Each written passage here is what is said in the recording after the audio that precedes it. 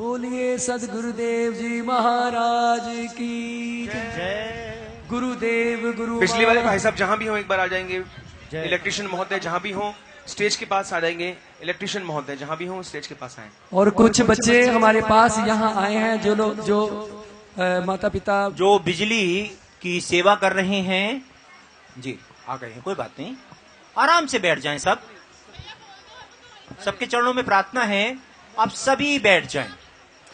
जिन माता पिता के पास जिनके बच्चे नहीं है वो घबराए नहीं, जैसे समय मिलता है हमारे पास बच्चे हैं। जिस मंच पर हम हैं राइट साइड पे आकर के अपने बच्चों को वो अपने साथ लीजिए। इसको बंद कर दीजिएगा।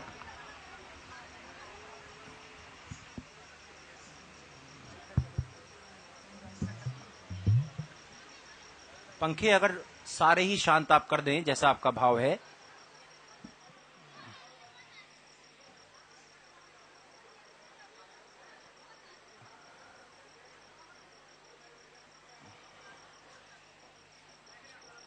सभी के चरणों में प्रार्थना है, आप अपने स्थानों पर बैठ जाएं। अब हम परम पूज्य सदगुरुदेव जी की महाकृपा का, महाआशीर्वाद का जो महाआलोक है, प्रभु की कृपा से हम जा रहे हैं। सभी हृदय से प्रभु की कृपाओं को नमन करते हुए, प्रभु की कृपाओं के प्रति अपना आभार पुष्प व्यक्त करते हुए हृदय से प्रभु को पुकारेंगे। बोलिए भगवान श्री लक्ष्मी नारायण जी की जय। बोलिए परम पूज्य सदगुरुदेव जी महाराज की जय। परम पूज्य सदगुरुदेव जी महाराज, परम पूज्य गुरुमा जी के चरणों में कोटि कोटि नमन, कोटि कोटि प्रणाम। जो यहां विश्व के सुप्रसिद्ध परम संत महामंडलेश्वर, अनेक ऐसी दिव्य आत्माएं जो साधना में रत रहते हैं, हमारे लिए तप करते हैं, हमारे लिए साधना करते हैं और आप हमको आशीर्वाद देने के लिए आए हैं। सभी परम संतों महामंडलेश्वरों के चरणों में कोटि कोटि नमन, कोटि कोटि प्रणाम। और निश्चित रूप से परम पूज्य सदगुरुदेव जी ने, ये मेरी अपनी भावना है, परम पूज्य सदगुरुदेव जी ने 12 वर्ष की आयु में जो मैखाना की महाकृपा की थी, उसका महाआलोक हमने देखा। हम सब ने मैं पी थी, सभी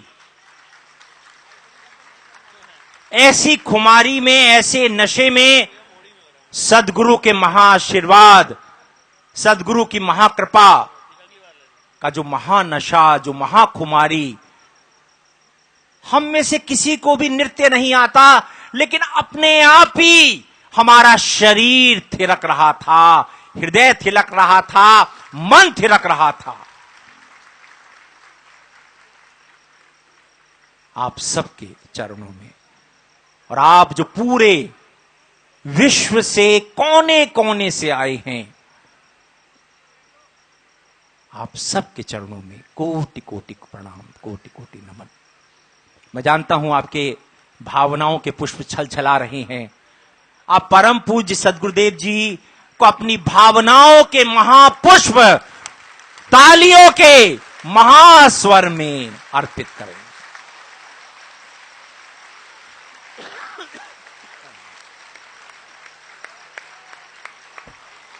ये पुष्प चलते रहने चाहिए, रुकने नहीं चाहिए, रुकने नहीं चाहिए, बरसते रहने चाहिए परम पूज्य सदगुरुदेव जी के श्री चरणों में। क्योंकि जिस तरह हमारा जीवन बदला है, उसका हम आभार व्यक्त करने के भी योग्य नहीं है।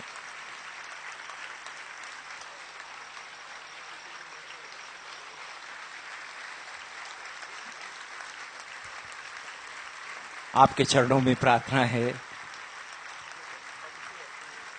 जिस तरह आप शांत हो जाएं।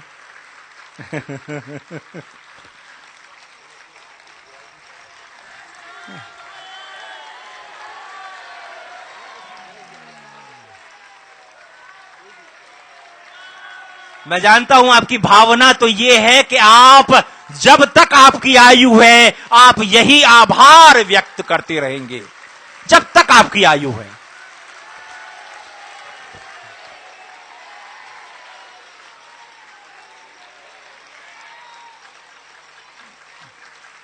अब आप शांत हो जाएं। महाआशीर्वाद की महाकृपा भी हमें ग्रहण करनी है।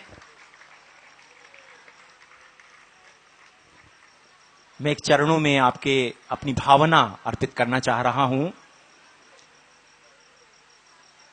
कि निश्चित रूप से परम पूज्य सद्गुरुदेव जी की जो कृपा है उसको, उसके रहस्य को समझना संभव ही नहीं है। विज्ञान भी कौतूहल में है। जिस तरह से हम कई घंटों से अनुभव सुन रहे थे, जो मेडिकल रिपोर्टों के साथ, एक्सरे रिपोर्टों के साथ, एमआरआई के साथ बहुत बड़ी संख्या में अनुभव आए हैं, इसी तरह का एक प्रारूप जो परम पूज्य सद्गुरुदेव जी ने, क्योंकि गुरु पूर्णिमा, इस बार की गुरु पूर्णिमा का एक विशेष महत्व परम पूज्य सद्गुरुदेव जी की कृपा से दिख रहा है, दर्शन हो रहे हैं।